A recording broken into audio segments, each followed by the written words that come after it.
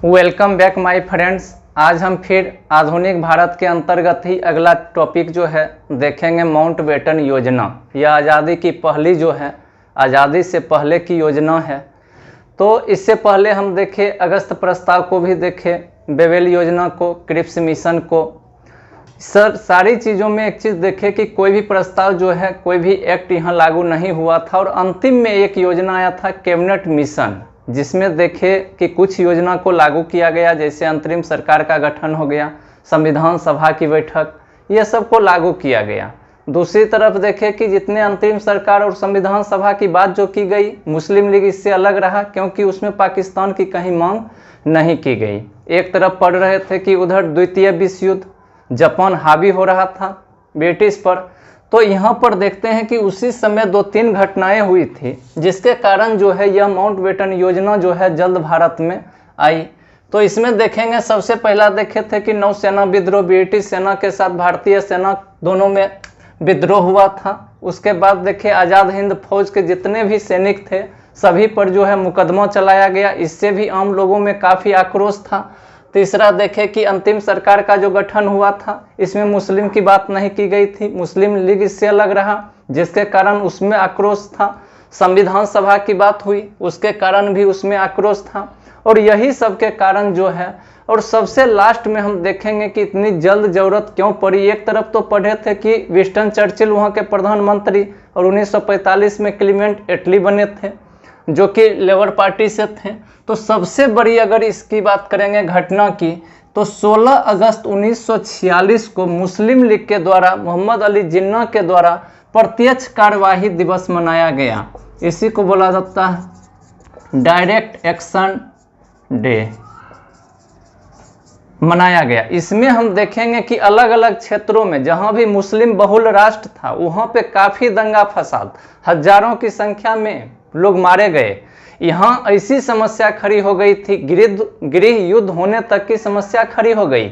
और इसको सुलझाने के लिए चारों तरफ से ब्रिटिश पर जो है दबाव बढ़ने लगा कि भारत की जो भी समस्याएं हैं जल्द से जल्द उसका निराकरण किया जाए। और निराकरण तो एक पाकिस्तान के सिवा कोई ऑप्शन था नहीं, जो कि लॉर्ड माउंटबेटन भारत में आने के बाद यहाँ के सभी नेताओं से मिलकर बातचीत भी किए, बीच का रास्ता निकालने का प्रयास भी किए, लेकिन नहीं हो पाया।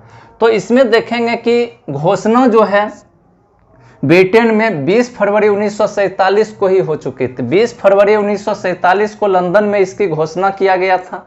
घोषणा में यह तय किया गया था कि उस समय यहाँ का वायसराय था लॉर्ड वेवेल, उनके जगह पर लॉर्ड माउंटबेटन को भेजने की बात किया गया। और यह जो लॉर्ड माउंटबेटन है यहाँ का वायसराय नहीं बोला जाए, वह सिर्फ जो है सत्ता परिवर्तन, सत्ता हस्तांतरण करने के लिए, यहाँ की जनता को खुश करके आज़ादी, सत्ता परिवर्तन करने, संविधान बनाने, संविधान लिखने तक की बात करने के लिए आए थे। तो सबसे पहला जब देखेंगे कि वहाँ बात क्या हुई थी, तो भारत को स्वाधीन करना। सबसे पहला ब्रिटेन में जो संसद में पास हुआ, भारत को स्वाधीन करना, और इसका लक्ष्य तय किया गया था 20 जून 1948 को। लेकिन उससे पहले ही समस्याएं इतनी खड़ी हो चुकी थी कि 15 अगस्त 1947 को ही आज़ाद करना पड़ा। लॉर्ड माउंटबेटन की नियुक्ति किया गया था। लॉर्ड माउंटबेटन के बारे में जब देखेंगे तो वह ब्रिटेन में ही यहाँ आने से पहले अपनी सारी शक्ति के बारे में वह पूछ चुके थे। हर समस्या के समाधान के बारे में वहाँ के प्रधानमंत्री, पूर्व प्रधानमंत्री विंस्टन चर्चिल से भी बात कर चुके थे कि अगर हम वहाँ जाते हैं, अगर कोई भी समस्या होती है तो बार बार हमें आना ना पड़े, हम अपना निर्णय जो है वहाँ की समस्या को देखते हुए खुद ले सकें। एक तरफ यहाँ देखेंगे तो भारतीय को, यहाँ आने के बाद भारतीय को भी बोला गया कि या तो समस्या का समाधान होना चाहिए, अगर समस्या का समाधान नहीं होता है तो हम अपने अनुसार जो है सत्ता का हस्तांतरण करेंगे। यानी निर्णय लेने की शक्ति जो है लॉर्ड माउंटबेटन वहाँ से ले चुके थे, ताकि भारत आने के बाद हर समस्या का समाधान अपने स्तर से कर सकें।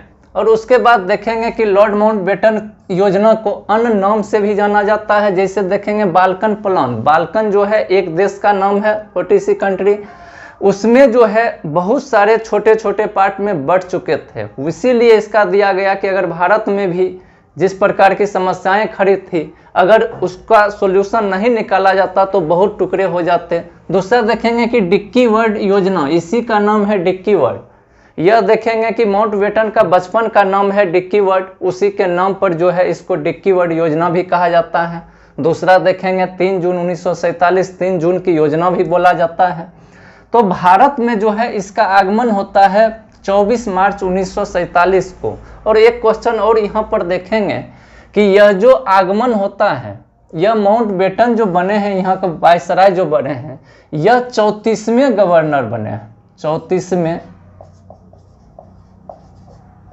गवर्नर जनरल, 34वें, बेवेल 33वां और ये 34वां। दूसरा देखेंगे कि आगमन कब होता है, 24 मार्च 1947 को। तो एक क्वेश्चन यहाँ से भी निकलता है कि वह जो आए थे वह किस जहाज से आए थे।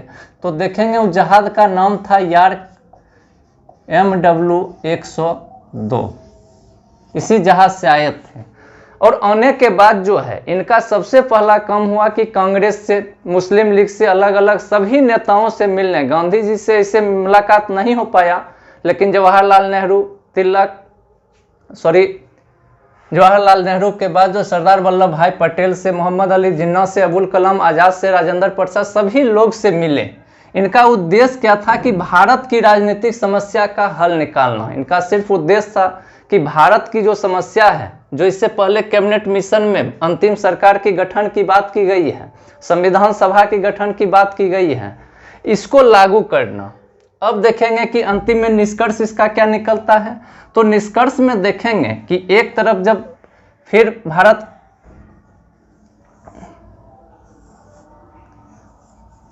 तो इसका जो है इस प्रकार जो है मैप जो है इस प्रकार।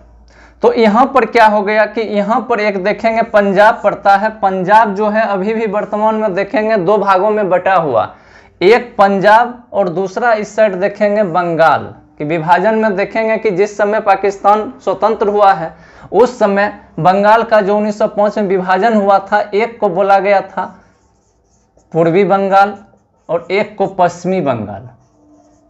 यह पूर्वी बंगाल जो है यह जो है पाकिस्तान में चला गया और पाकिस्तान के साथ उस समय पूर्वी बंगाल भी था, जिसको पूर्वी पाकिस्तान के नाम से भी जाना जाता है। तो उस समय हुआ क्या कि भारत और पाकिस्तान का विभाजन हुआ। असम के सिलहट, असम यही बंगाल बगल में पड़ता है, वहाँ पे जनमत संग्रह कराया गया कि अगर वहाँ के जनता चाहते हैं भारत के साथ जाना तो भारत के साथ भी जा सकते हैं, अगर चाहते हैं मुस्लिम लीग के साथ, पाकिस्तान के साथ जाना तो उसके साथ भी जा सकते हैं। तो वहाँ जनमत, लेकिन वह जो है सिलहट में जो है वो पाकिस्तान के साथ चला गया।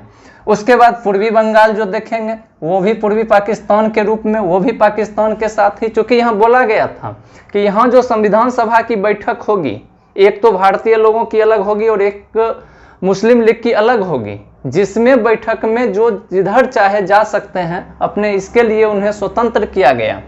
फिर देखेंगे पश्चिम बंगाल, पंजाब में, तो ये भी पश्चिम पंजाब की जब बात करेंगे यहाँ पे पश्चिम पंजाब की बात, तो ये भी चले गए पाकिस्तान के साथ। और सिंध प्रांत में जहाँ पे मोहम्मद गफ्फार खान के नाम से जो जाने जाते थे सीमांत गांधी, वो इसी छोर पे रहते थे और वो भी चले गए किसके साथ, सिंध भी किसके साथ, पाकिस्तान के साथ। इस प्रकार देखें कि जनमत संग्रह के माध्यम से भी जिधर जाना चाहे वो प्रेफरेंस दिया गया कि आप भारत के साथ रह सकते हैं और चाहे तो अलग स्वतंत्र राष्ट्र का निर्माण भी कर सकते हैं, स्वतंत्र रह भी सकते हैं, ये छूट इसमें दिया गया था। और इसके बाद हम देखेंगे कि इसके बाद मुस्लिम लीग अंतिम सरकार की बैठक अलग करती है, भारतीय सरकारी बैठक अलग होती है और दोनों जो है 14 और 15 अगस्त को स्वतंत्र राष्ट्र के रूप में निर्माण हो जाता है। और इसके बाद देखेंगे कि यहाँ जो बैठक के बाद, यहाँ से जाने के बाद माउंटबेटन योजना प्रस्तुत जब सबसे पहले वह संसद, ब्रिटिश संसद में पेश करना होता है, फिर संसद पास करेगी, उसके बाद जो है यहाँ से लागू होगी। तो 4 जुलाई को, इसको फिर से आगे भी पढ़ेंगे, 4 जुलाई को ब्रिटिश संसद में पेश किया गया और 18 जुलाई को ब्रिटिश संसद के द्वारा इसे पास किया गया।